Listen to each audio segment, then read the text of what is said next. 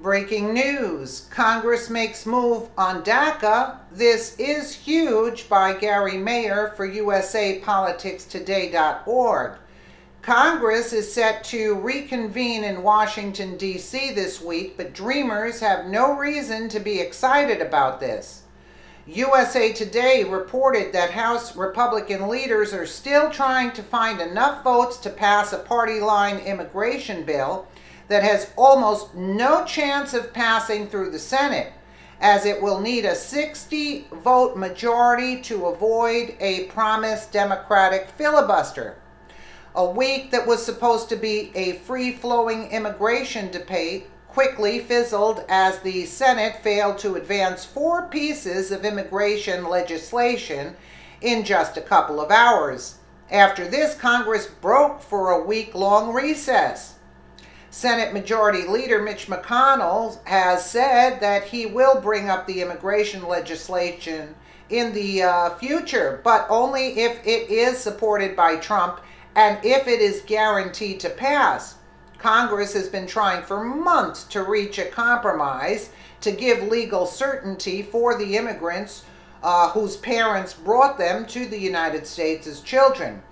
Back in September, Trump ended a Barack Obama-era program that protected nearly 800,000 of the Dreamers from deportation, giving Congress until March 5th to find a solution, Daily Caller reported. It is assumed that the Court of Appeals will proceed expeditiously to decide this case. The court's Monday morning orders read a strong sign the justices will take the case at some point in the future. In an extraordinary procedural move, the government appealed directly to the Supreme Court under normal procedure. The government would challenge Alsop's order at the 9th U.S. Circuit Court of Appeals, a principal antagonist to Trump's ambitions throughout his presidency.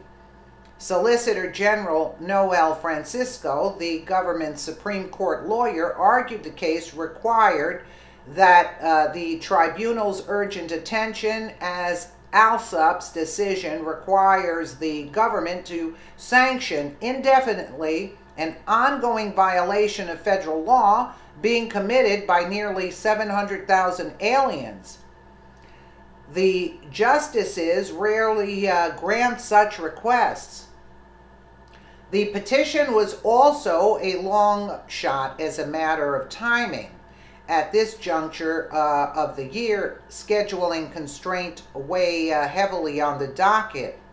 The court adjourns in late June, and the agenda for a given term is generally set by January. As such, it would be quite unusual for the justices to schedule another case for the current term at this late moment. The court signaled throughout the last week that it would not grant the government's request. The court had to schedule opportunities to announce a decision respecting the position, but remained silent each time a strong sign it would reject the appeal. All told, Monday's decision was not a surprising development. The decision does not exhaust the Trump administration's options. Instead, it will revert to normal appellate procedure and ask the Ninth Circuit to overturn Alsop's ruling. If the Ninth Circuit declines to do so, the government may then petition the Supreme Court. The decision casts further uncertainty upon the 680,000 Daca recipients currently inside U.S. borders. The prospect of a legislative solution to their predicament is currently rather thin, making the judiciary the most likely venue for a decision as to their future. Well, you're going to see a lot of protesting outside of Chuck E. Schumer's house again. I hope they don't throw him out of the building for disturbing the peace there. That'd be hilarious.